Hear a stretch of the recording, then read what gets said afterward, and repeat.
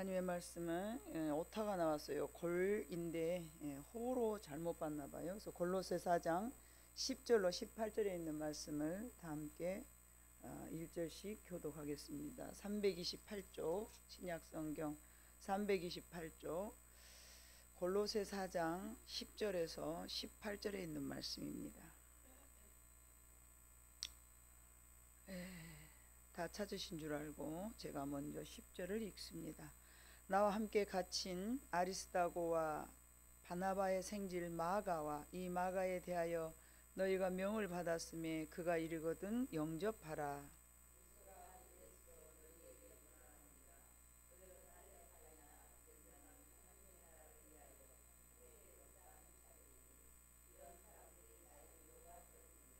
그리스도 예수의 종인 너희에게서 온 에바브라가 너희에게 문안하느니라. 그가 항상 너희를 위하여 애써 기도하여 너희로 하나님의 모든 뜻 가운데서 완전하고 확신 있게 서기를 구하나니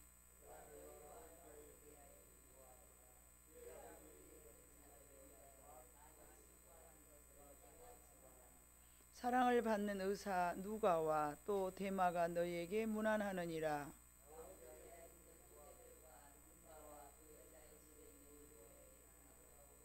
이 편지를 너희에게서 읽은 후에 라오디게아에 있는 교회에서도 읽게 하고 또 라오디게아로부터 오는 편지를 너희도 읽으라.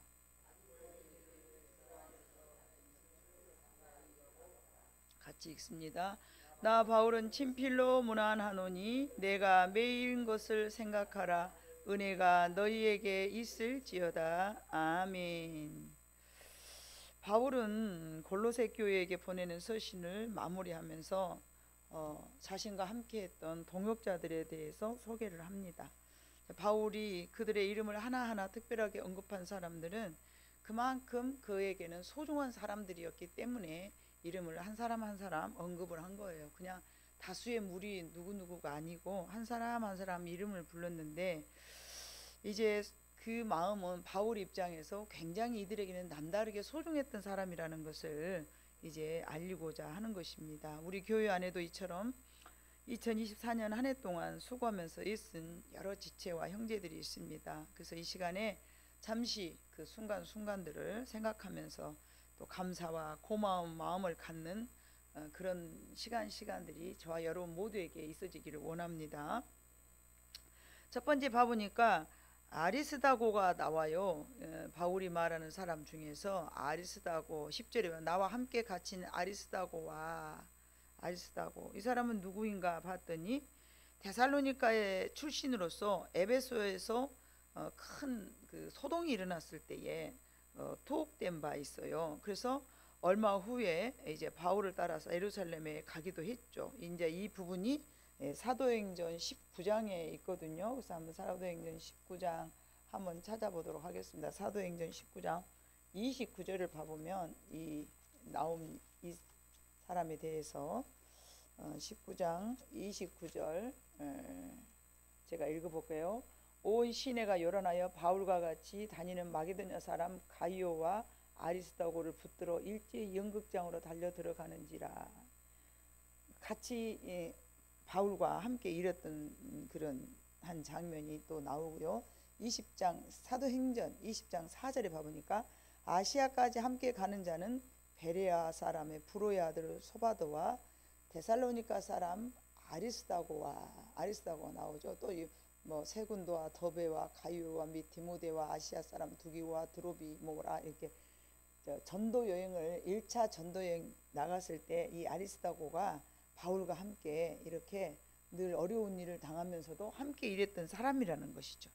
이 사람은 데살로니가 출신이고요. 그래서 가이사라에로부터 로마까지 바울을 수행했던 사람으로서 그는 원래 유대인들이 바울을 좋아하지 않았어요. 예수님도 물론 좋아하지 않았지만 이 할례받은 유대인으로서 이처럼 바울을 적극적으로 사역에 동참했던 것은 굉장히 특별한 사람이죠. 거역하지 않고 그를 따르면서 열심히 도와줬는데 10절과 11절에 봐보면요, 그가 얼마나 많은 일을 하였는가 몰라요. 나와 함께 갇힌 아리스다고와 함께 감옥에 갇혔다는 얘기잖아요.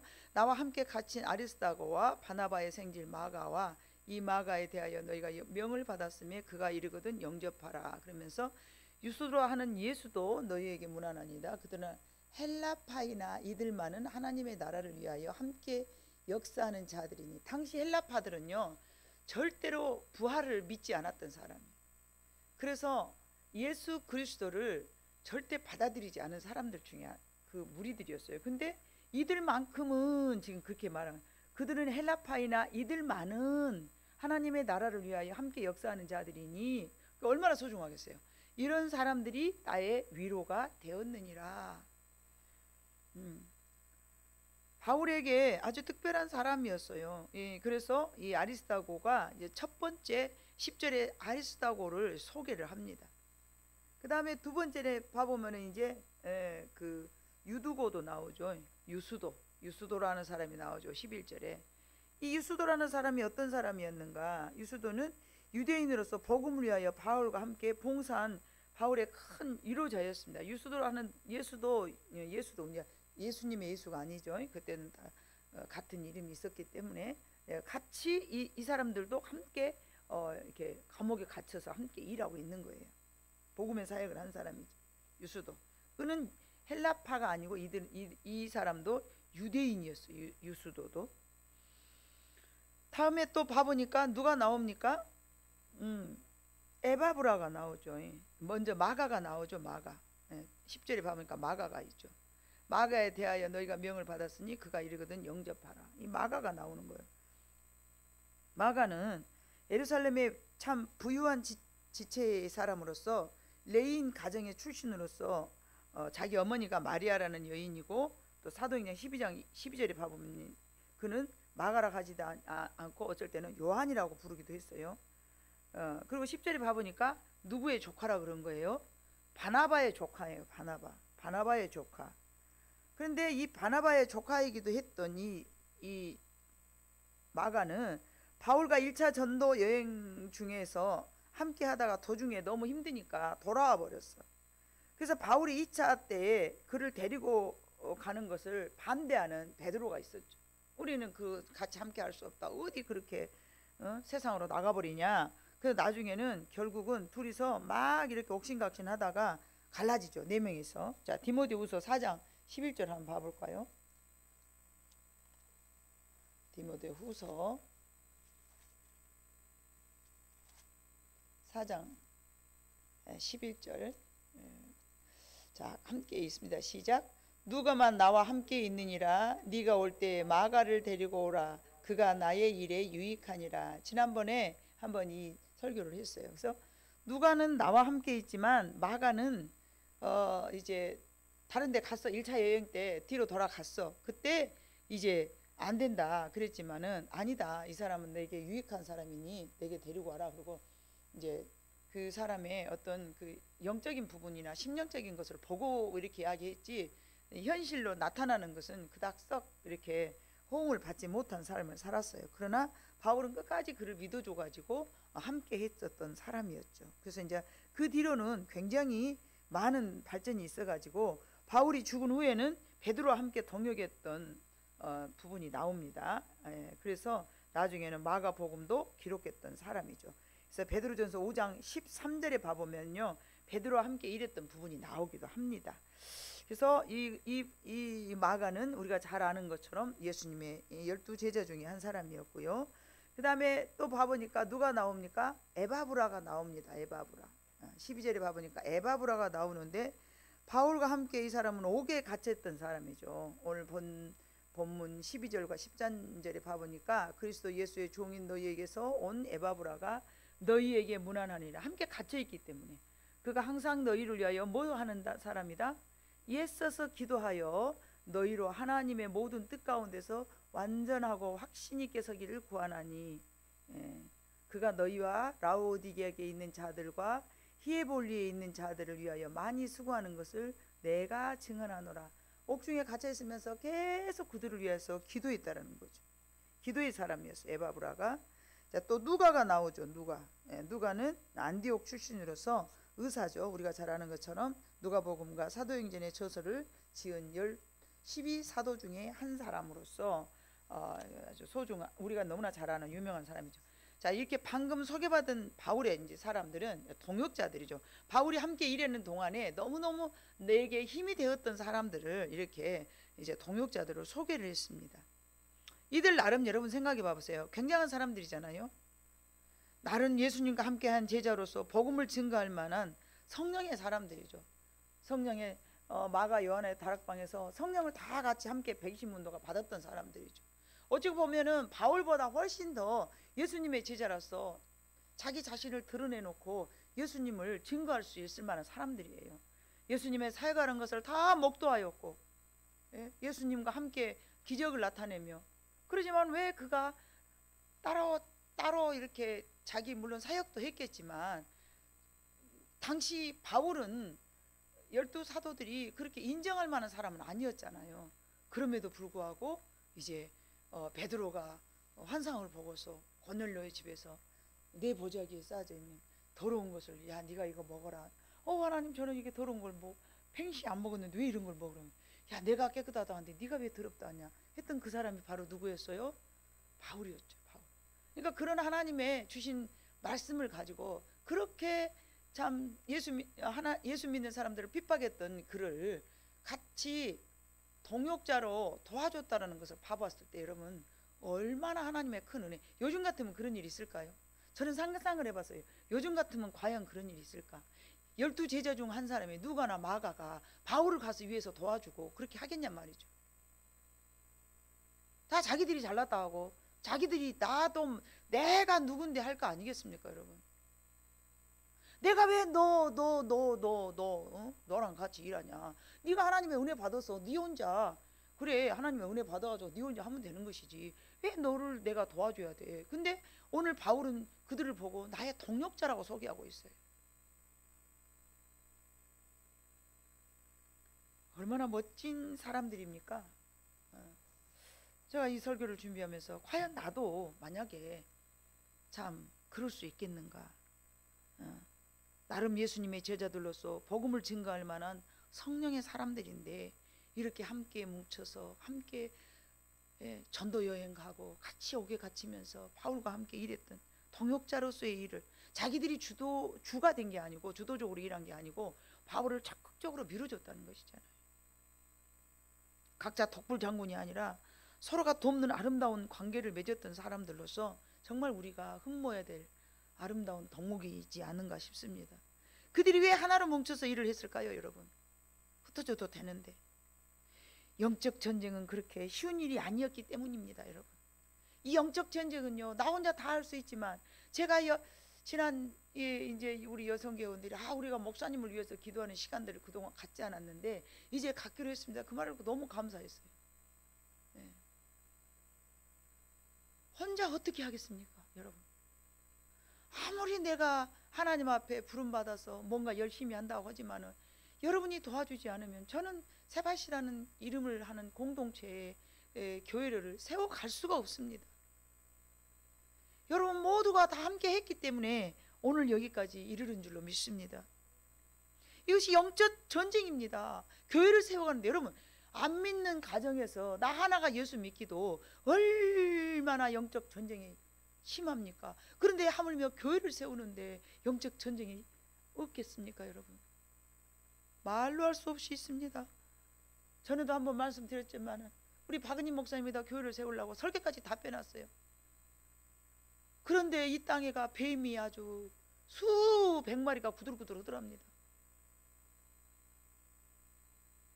그러면서 그 꿈을 끼고 학을 떨고 놀래 자빠져갖고 취소를 했어요. 여러분 우리 교회 아직 신축하려고 허가도 안 냈나는데 이 교회 여기다 교회 짓을 수 없다고 100명의 민원이 들어온 거 여러분 아시죠? 아직 교회 짓겠다고 허가도 안 냈는데 민원이 먼저 들어온 거예요. 왜 그러겠어요? 박은희 나중에 알고 보니까 이런 일이 왜 일어났을까 했더니 박은희 목사님이 교회 짓는다고 이미 소문이 났어. 그러니까 그 수백 마리의 뱀이 바로 그 막이 떼었어. 그래서 자기가 나는 여기다 교회 했다는 내가 이거 영적으로 자기는 이거 감당을 못하겠구나. 나보다 더 영적으로 센 사람이 여기 와야 여기 교회를 세우겠구나. 그 마음이 들어서 저한테 전화를 한 거예요. 나는 약하지만 우리 조윤 목사님은 감당할 만하겠다. 그래가지고 저한테 느닷없이 전화가 온 거예요. 목사님, 언제 내가 여기 지나가면서 그랬거든요. 뭐 감나무 야리꾸리한 거 나보다 정정을 해달라고 그러는 거예요. 제가 무슨 정정이나 하겠습니까? 많은 그래도 자기보다는 낫겠죠. 그래서 는 가위 들고 와서 도와주면서 그때 하는 말로 그랬어요. 내 마음속으로 항상 이런 데면 참 교회 짓으면 좋겠다. 지나가는 말로 그런 거예요. 목사님, 여기가 주차장이더라고. 험해갖고 쓰레기만 다 바글바글 해갖고 아주 그냥 이상하게 생긴 땅이었어요. 근데 제가 볼 때는 이런 데는 교회 세우면 참 좋겠구나, 그런 눈으로 이 땅이 보이더라고요. 그래서 지나가는 말로, 그때는 돈 하나도, 물론 뭐 시작할 때도 돈도 없었습니다만은, 돈도 없지만 그냥 나중에 목사님, 내가 이 땅을 다 소유하리라는 생각 못하고 교회 지식있게 한 200평만 잘라서 나한테 파시오 그랬어요. 만약에 목사님 혹시 뭐 이 땅 팔 계획이 생기면 그냥 다는 내가 못 사니까 200평만 나한테 주시오. 그럼 내가 교회 짓을라요 그랬어요. 200평이면 조금 빚내갖고 어쩌고 해보겠다, 그런 생각이 들더라고요. 그런데 하나님께서 200평이 아니라 400평을 다 주셨죠. 그래서 얼리 설리 이렇게 짓어서 여기까지 왔는데, 나는 그런 걸 본 적이 없어요. 뭐 내가 교회 짓으려는데 그냥 하여튼 뭐 이런 것들 저런 것들이 뭐 이렇게 아이가 보이거나 뭐 그러지는 않더라고요. 다 저기들이 물러가버리는 거 어쨌는가 모르겠지만, 그래도 여튼간에 얼마나 그 교회 아직 허가 신청 내기도 전에 반대하는 민원이 들어왔으니까 얼마나 쉬웠겠습니까? 난리가 났죠. 난리가 났어. 동네 사람들 다 아주 모아가지고 그냥 제가 다 몸으로 그냥 감당해버린 거예요. 진짜 막 가시 울타리 치고 저거 레모컨 차 못 들어오게 막고 아주 이런 난리가 있었어요. 그냥 감당해낸 거죠. 감당해낸 거죠. 하나님의 은혜로. 우리 김지욱 집사님도 그때 당시 고생을 좀 많이 했습니다. 하여튼 간에 어려운 상황 속에서 이 감당, 이게 뭐 내가 무슨 말을 하려고 그래. 교회를 짓으려니까 그렇게 마귀들이 드세게 이제 공격을 했다는 얘기죠. 근데 그 마귀가 가만히 있겠습니까? 심심하면 또 건들죠. 심심하면 건들어. 그러니까 저와 여러분이 함께 뭉쳐서 기도를 해야 이 교회를 온전하게 세워갈 수 있다는 얘기를 하고 싶어서 지금 이 말씀을 드리는 것입니다. 우리는 하나님의 나라를 위해서 전투하는 십자가 군병들입니다. 그러므로 이런 영적 전쟁을 위해서 절대 하나로 뭉쳐야 됩니다. 같은 마음으로 뭉쳐져야 됩니다. 11절에 봐보니까 바울은 유수도라 하는 예수도 너희에게 무난하니이다. 그들은 헬라파. 그래서 뭐였냐면 나의 위로가 되었느니라 하면서 굉장히 더 유독이 고마움을 표현합니다. 남다른 유수도에게. 유수도가 한 일에 대해서 바울은 하나님 나라를 건설하기 위하여 힘써 노력했다는 이야기죠. 그 힘써 노력했다는 이야기가 뭐예요? 여기 여러분의 성경은 이렇게 이해할 수 없지만은 당시 그 이단들이 득세하고 있었던 그 문화가 시대적 그 상황이 그랬습니다. 시대적 배경을 보면 당시 이단들이 득실거려 가지고 이게 막 교회를 계속 이렇게 막 삐집고 돌아가지고 방해하는 세력들이 굉장히 많이 있는 그런 상황이었어요. 그래서 헬라파 사람들이 괴롭혔다는 이유가 살짝 나오잖아요. 유수도라 하는 예수도 너희에게 무난하니이다. 그들은 헬라파이나 이들만은, 이 말 속에 이들만은, 다른 사람들을 다 나를 괴롭히지만 이들만은, 그 뜻이에요. 이들만은 하나님의 나라를 위하여 함께 역사하는 자들이니 이런 사람들이 나의 위로가 되었느니라. 헬라파 사람들이 얼마나 바울을 괴롭혔어. 그런데 이들만은 얼마나 감사했겠습니까, 여러분? 예나 지금이나 하나님의 나라를 세우기 위해서는 많은 공격이 있어요. 어떤 영적 전쟁도 있지만 이단으로부터 공격도 굉장히 많습니다. 올바른 하나님의 나라는 지금도 역시 늘 방해를 받습니다. 그러나 유수도와 같은 동력자들은 하나님께서 세우시고 바울과 함께 또 세워간 줄로 믿습니다. 또한 에바브라는요, 어떤 사람이었는가 봐보니까 12절에 봐보니까 그가 뭐하는 사람이었다고 그랬어요? 기도하는 사람이었어요. 기도하는 사람. 함께 늘 기도로 동역했던 사람이에요. 우리는 주의 몸된 교회를 세우기 위해서 헌신하는 동역자들입니다. 여러분 모두가요. 저도 여러분들을 돕고 여러분들도 저를 돕고 이렇게 하면서 뭐를 만들어 가냐면 하나님의 나라를 건설해 가고 있는 거예요. 하나님의 나라를 건설해 나가고 있기 때문에 다 희생하고 헌신해야 되는 거예요. 어느 누구 하나가 교회 안에서 대접받을 한 사람이 누가 있겠습니까? 여러분 그죠? 다 누구든지 헌신하려고 그러고 어찌됐든 하나님의 나라를 세워보려고 그런 마음을 갖지 않겠습니까? 그래서 15절에 있는 봐보니까 눈바가 나오죠. 눈바 15절에 봐보니까 라오디게아에 있는 형제들과 눈바와 그 여자의 집에 있는 교회의 문안하고, 눈바는 그 눈바와 그 여자의 집에, 눈바는 그러면 누구라는 거예요? 여자라는 얘기죠. 여자. 이 눈바는 여자라는 사람, 여자인데 이 여자에 있는 교회에 문안하고 라오디게아의 교회에, 자 여러분 오늘 말씀드립니다. 라오디게아 교회나 골로새 교회나 데살로니가 이런 교회가요, 에베소 교회 이런 데가요, 이 성경이 쓰여질 그 무렵에 다 어디서 모여서 예배를 드렸는가 보니까 다 가정집에서 예배를 시작했어요. 교회가 아니었어. 복음을 위해서 교회를, 초대교회를 세웠던 헌신적인 사람들이 있었어요.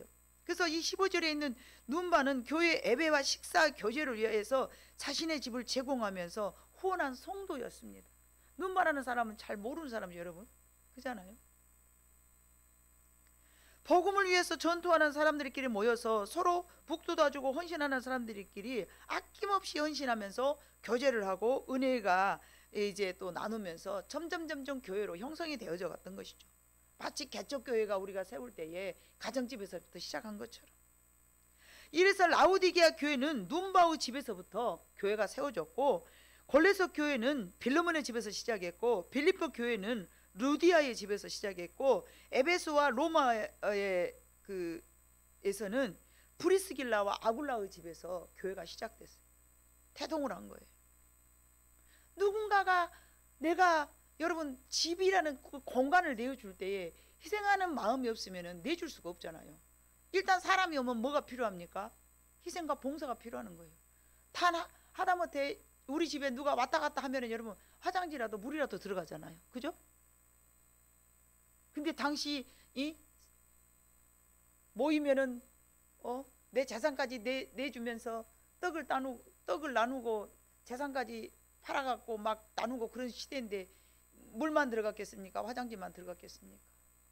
우리 교회에서 예배를 시작합시다 해가지고 거기서 태동이 돼서 교회가 됐잖아요. 예?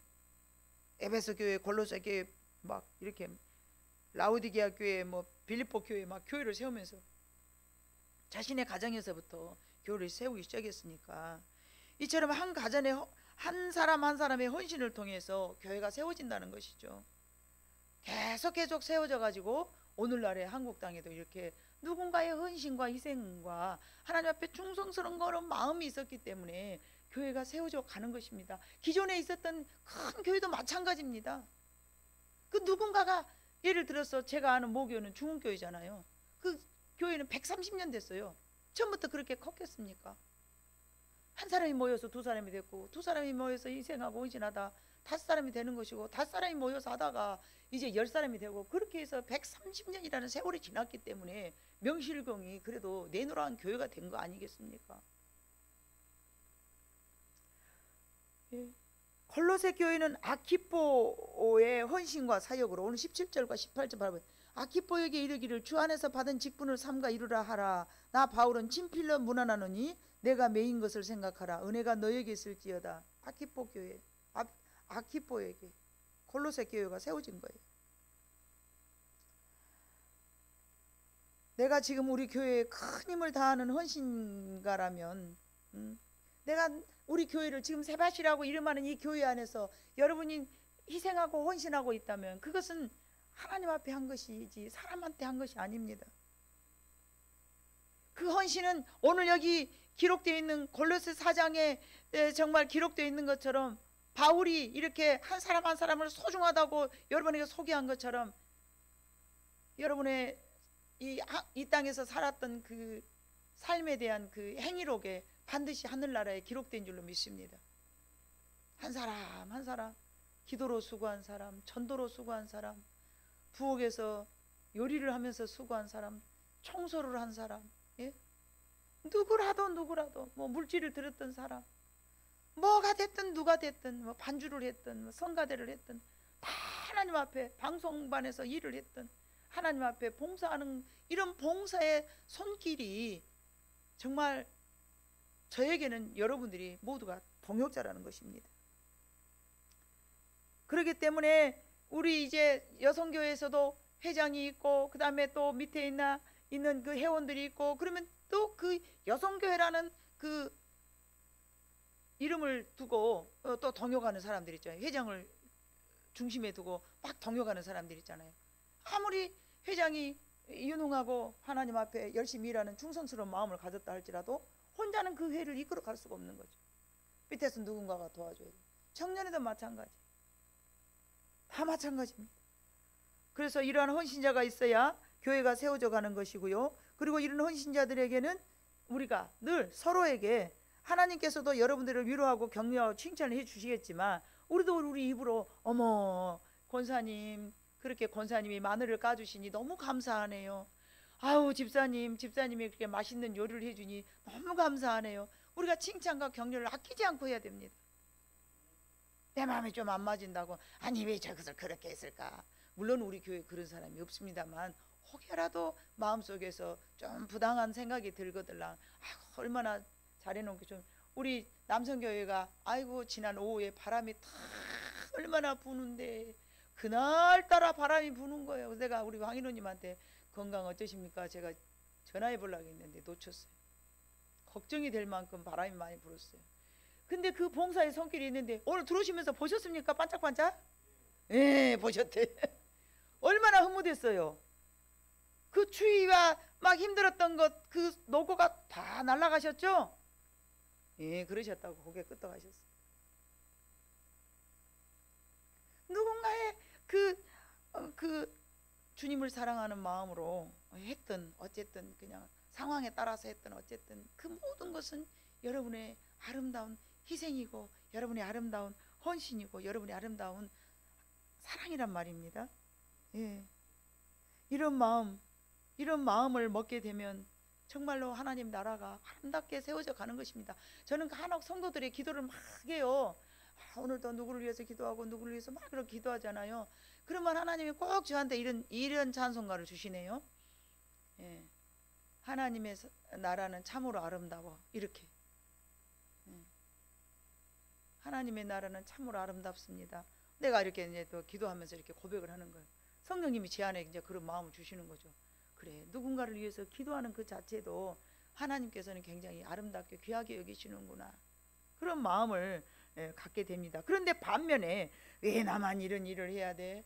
왜 다른 사람들은 다 일 안 하고 나만 이렇게 해야 되는 거야? 이런 마음을 먹게 되면 그것은 곧 순간 넘어지게 되는 거죠. 가룟 유다처럼 순간 넘어져 버리게 되는 거예요. 그래서 우리가 사람들에게 칭찬받고 위로받고 뭐 그렇게 안 하더라도 주님이 다 이 성경에 왜 기록되어 있겠습니까? 하나님이 다 하신 바 되시고 하나님께서 우리들을 다 위로해 주시고 격려해 주신다는 의미로 저는 해석을 합니다. 왜 이런 것들을 기록해 놓으셨겠습니까? 바울이 이 서신을 쓴 것은 옥에 갇혀있기 때문이에요. 그는 가는 곳마다 유대인들에게 박해를 받았고 옥에도 갇혔습니다. 그가 극심한 상황 속에서도 자신의 안위에 대한 불만이나 불평을 늘어놓지 않았어요. 오히려 막 편지하면서 너희들 잘 있냐? 내가 못 가보지만은 내가 소문 들어보니까 요즘 너희 교회에 뭐 좀 복잡하다면서 그런 마음 먹지 마 하면서 막 편지를 쓰잖아요. 들어보니 참 잘하고 있다면서 고맙다 막 이러면서 편지를 막 쓰는 거예요. 자기는 옥에 갇혀서도 그런 것은 아랑곳하지 고통이나 아니 얼마나 그 감옥이 좋겠어요 여러분. 외롭고 먹을 것도 뭐 하고 그냥 춥고 배고프고 뭐 별로 좋지 않은 것이 감옥이잖아요. 예나 지금이는 뭐 인권이네 하면서 좀 좋기라도 하겠죠. 그러나 과거는 그것이 아니죠. 그럼에도 자기 안위를 염려하는 게 아니라 내가 어쩌다 내가 주님의 복음을 전하다가 하나님 그러니까 왜 나한테 복음 증거하라면서 이런 대접이 뭔 대접입니까? 왜 나한테 이런 개대접을 제가 받습니까? 막 이러면서 불평한 거 없잖아요. 항상 성도들을 생각하면서 내가 갇혀 있지만, 응? 오늘 이게 말한 것처럼, 그죠? 봐보세요. 예. 문안하라, 문안하라. 내가 메인 것을 생각하라. 은혜가 너에게 있어라. 내가 메인 것을 생각하면서 너는 감사해라, 그 말이죠.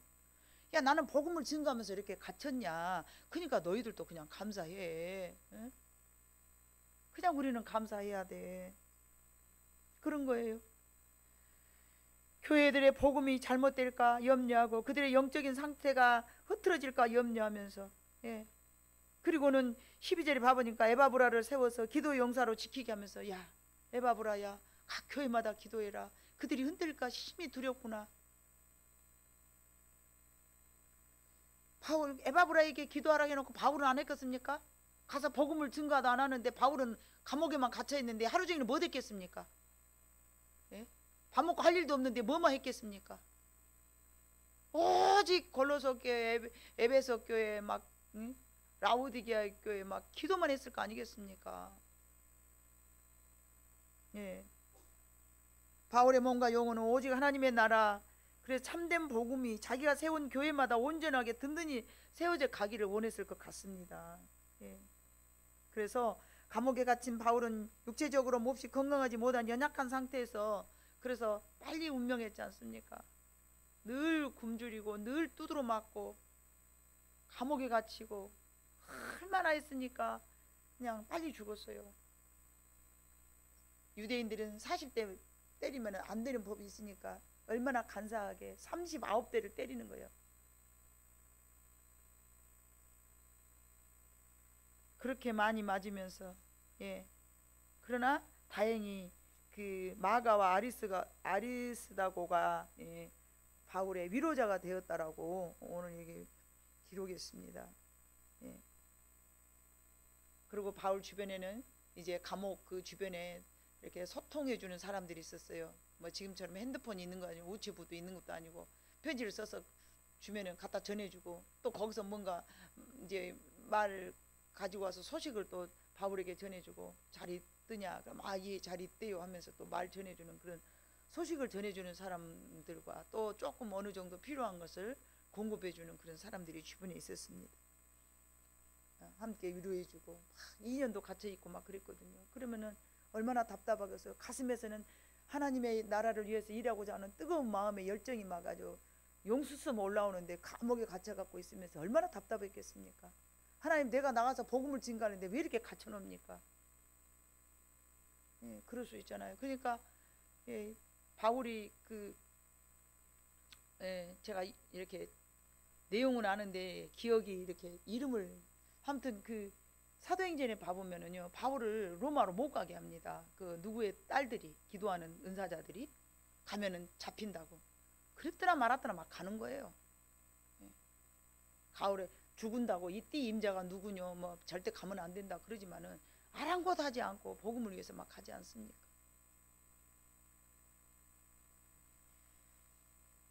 여러분 하나님의 일을 할 때는 언제나 혼자가 아니라 여럿이 함께 지혜를 모아서 함께 할 때에 더 잘 감당해내게 되는 줄로 믿습니다. 동역자는 서로에게 힘과 위로를 주는 사람을 동역자라고 그러는 것입니다. 바울이 옥에 갇힌 신세가 되었어도 힘을 얻을 수 있었던 것은 같은 동역자들이 있었기 때문에 그렇습니다. 영국 리버풀에 위치한 워컨가 위컨가의 미술관에 가면은요 유명한 그림이 하나 있답니다. 근데 그 그림의 제목은 죽을 때까지 충성이라는 제목이에요. 근데 그 웨드워드 포인터라는 화가가 1865년에 그린 그림인데 이 그림은 폼페이의 그 유적지에서 발견된 그 완전 무장한 군인을 그 모티브로 그린 그림이에요. 폼페이 그 한꺼번에 무너지는 여러분 그거 알죠? 화산으로 폼페이의 최후의 날을 이제 그 그림으로 바탕을 해갖고 그린 그림인데 그 폼페이 성 안쪽에 용암이 우박처럼 떨어지고 있는 그 그림에 이 혼란한 속에서 성문을 묵묵히 지키는 병사가 있었어요. 그게 그 그림이었어요. 그 용암이 확 하는데 성문을 지킨다고 이렇게 이렇게 있는 그런 모습. 어차피 죽죠. 그 폼페이 시내에 있는 모든 사람이 다 죽었으니까. 살아남은 사람이 아무도 없었으니까. 도망간 사람도 죽었고 문 지킨 사람도 죽었고 다 죽었겠죠. 그러나 여하튼 간에 그 병사의 시선은 화산을 향해 있었더래요. 화산을 막 보면서 딱 지키고 있는 그런 모습. 뭘 말하는 걸까요? 충성이죠. 충성. 이런 최악의 상황에서도 자신의 사명을 다하고자 하는 그는 움직이지 않고 성문을 지켰다고 합니다. 여러분, 충성은 어떤 상황에서도 자신의 책임을 다하는 것인데, 내 사명을 온전하니 다 감당해낼 수 있는 것.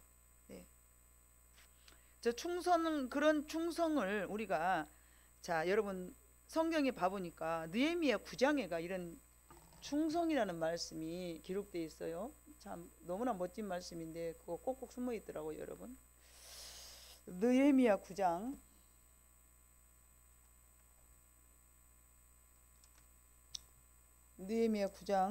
7절로 8절.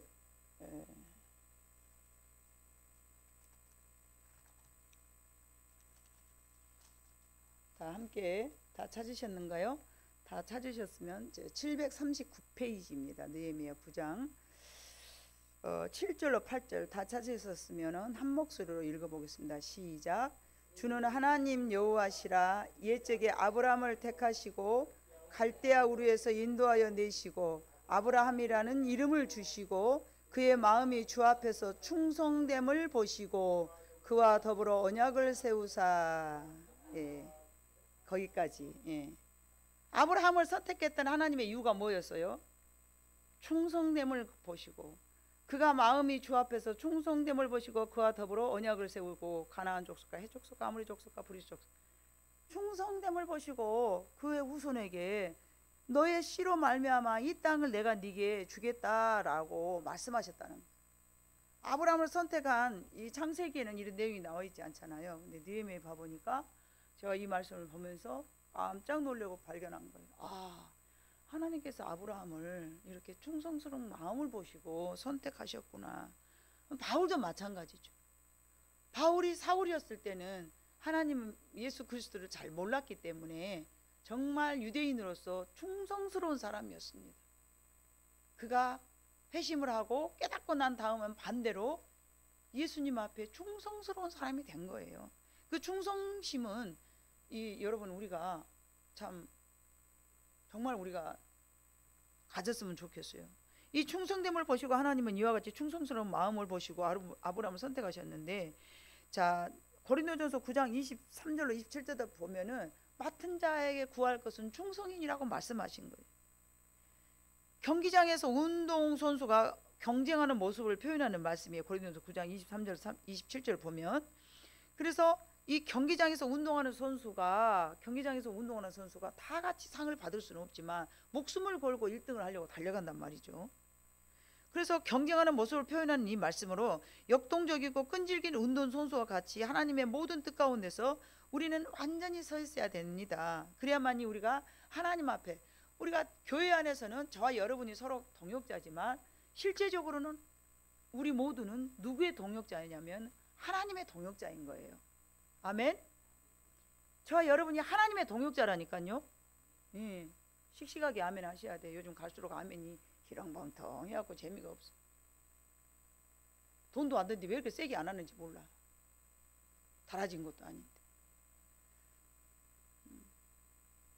우리는 하나님의 동역자입니다. 그래서 모든 하나님의 일들을 내 힘으로 내가 한 것 같지만 하나님의 선택에 의해서 아브라함을 선택하신 것처럼 저와 여러분을 선택하셔서 하나님의 일을 만들어 가신 줄로 믿습니다. 우리 교회 안에서도 이와 같이 우리의 지체들의 참된 동역자가 되어야 돼. 서로에게. 나보다 더 연약한 지체들을 돌보고 기도하면서 내 상황이 별로 좋지 못해도 내가 또는 실질적으로 도움이 되지 못하는 경우도 있어요. 나는 약해서 저 사람을 내가 어떻게 돕겠어. 그러지만 사실은 그것이 아니에요. 제가 여러분 그러잖아요. 진짜 우리 이모순 권사님 안 계십니다만은 그 노인이 우리 교회에 와서 뭔 일을 하십니까? 그분이 내가 이 교회에 가서 내가 큰 도움을 주는구나 그 생각을 할까요? 전혀 하실 수 없는 상황입니다. 그러나 저는 그분에게도 힘을 얻습니다. 그분이 지난주에도 안 오셨잖아요. 어찌 안 오셨을까 하면서 그 자리가 휑하는 거예요. 여러분들이 이 자리에 안 서보셔서 설마 그럴까. 여러분들이 이 자리에서 한번 서 보시면 압니다. 이제 아무것도 모르는 우리 설아니, 걔가 딱 앉아 있잖아요. 그러면 아유 세상에 새싹이다. 우리 예진이가 여기 2년 전서부터 섰는데 지는 아무것도 뭐 이렇게 내가 뭔가를 한다라는 생각을 안 갖겠죠. 근데 지금 보면은 저 아이가 저렇게 참 예쁘게 잘 성장해 가고 있구나. 얼마나 그것이 저한테 뿌듯하고 예쁜지 몰라요.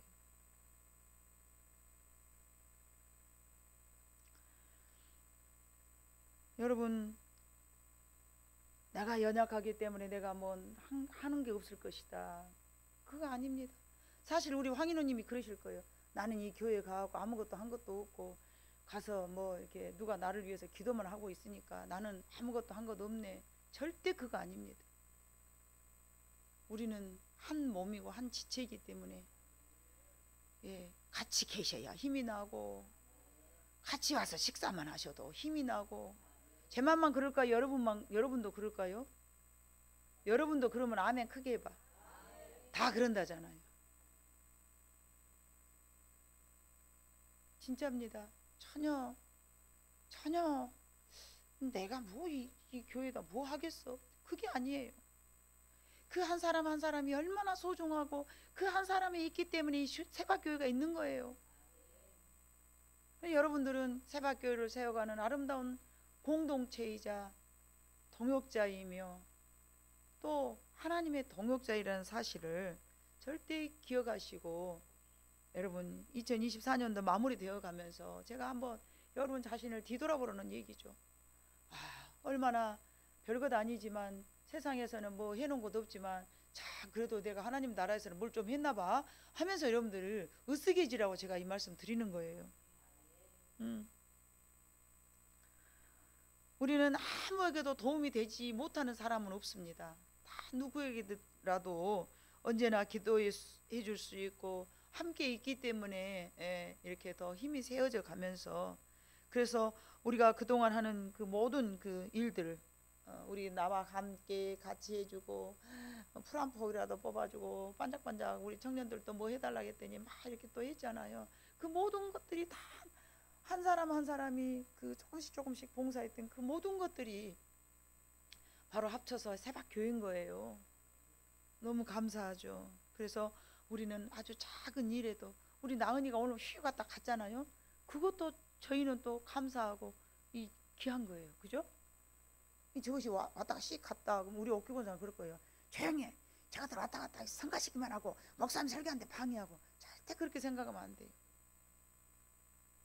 얼마나 귀한 생명들입니까? 아무리 연약한 사람이라도 연약한 존재가 뭉쳐서 다 같이 우리는 동역자였다라는 사실을 다시 한번 새삼스럽게 여러분들에게 감사한 마음 또 고마운 마음, 저도 갖지만 여러분들도 갖기를 원합니다. 우리가 한 마음으로 이렇게 여러 모두에게 같이 있었을 때 비록 연약한 지체들이지만 정말 조금 더 힘이 세워져 가는 그런 교회가 세워져 갈 줄로 믿습니다. 이런 내가 꼭 교회에서만 그러겠습니까? 가정에서도 마찬가지예요. 가정에서도 얼마나 여러분들이 소중한 사람이겠어요. 가정에서만 소중하겠습니까? 내가 일하는 일터에서는 또 여러분들이 얼마나 소중합니까? 여러분 안 믿겨지시죠? 근데 가만히 생각해 봐보세요. 내가 오늘 저녁에 하나님 부르심을 받아갖고 휙 가버린다 그러면은 그 자리가 얼마나 크겠냐 말이에요. 교회가 되었든 가정이 되었든 뭐가 되었든. 그렇게 생각하면 여러분 한 사람 한 사람이 굉장히 다 우리가 함께 살아가는 큰 동역자라는 것이죠. 너무너무 여러분 자신을 귀하게 여기면서 또 내 옆에서 도와줬던 사람들에 대해서 고마워하라는 얘기죠. 정말 꼭 고마워해야 돼요. 아멘이십니까? 적은 능력이라도 뭉쳐지면 큰 힘이 되잖아요. 우리가 서로 조금씩은 다르죠. 그러나 다를지라도 마음이 서로 하나가 되고, 처음에는 잘 모르니까 서먹하니 저 사람은 뭘 좋아하는 사람이고 어떤 감정으로 살았으며 어떤 형태로 살았고 잘 모르니까 터덕터덕해요. 그러나 조금만 더 시간이 가면 어쩝니까? 눈만 깜빡거려도 뭐 어쩐지 다 알아불죠. 여러분 딱 내가 오늘 들으면 우리 목사님 얼굴이 어쩐가 스캔하잖아요. 똑같아. 오늘 우리 채홍이가 얼굴이 좀 굳었냐 낱낱하냐, 그렇게 신경을 쓰이면서 같이 우리 은하 자매가 오늘은 기분이 좋아서 할렐루야냐 어쩌냐, 다 똑같아. 그럼 모두가, 그래서 우리는 새갓교회 한 몸인 거예요. 그래서 한 공동체라고. 하나님이 우리 쓰시기에 정말 좋은 사역자로 우리가 훈련되고 하나님이 쓰시는 정말 좋은 교회가 되었으면 합니다. 그래서 바울의 동역자가 되었던 것처럼 저와 여러분은 하나님의 동역자가 되기를 진심으로 원합니다. 그래서 하나님의 동역자인 우리 모두는 서로에게 늘 격려해주고 늘 칭찬해주고 늘 위로해주고 늘 고맙다고 말하고, 그러면서 우리 교회가 좀 더 연말을 기해서 따뜻한 그런 온도를 느꼈으면 참으로 감사하겠습니다. 1년 동안 여러분 너무 많이 수고했어요. 물론 좀 남았죠. 그러나 연말이 되어가니까 한 해를 뒤돌아보면서 제가 이런 설교를 준비합니다. 무슨 말씀으로 이 올 한 해를 좀 위로하고 또 격려하고 그럴까 생각해 보니까 이런 말씀들이 떠올랐습니다. 유독이 24년도 참 힘들었던 기간도 있었지만 그래도 나와 함께 해주신 여러분 모두를 주님 이름으로 사랑하고 축복합니다. 여러분 모두에게도 가정 안에서 직장 안에서 여러분이 몸담고 있는 그곳에서 그런 좋은 그런 나 자신에게 나는 이런 그 힘 있는 사람이라 그런 기운을 저한테 받아서 여러분은 또 가정에다가 그렇게 품어내는 그런 시간의 말씀이 되기를 바라는 마음으로 이 말씀을 증거했습니다.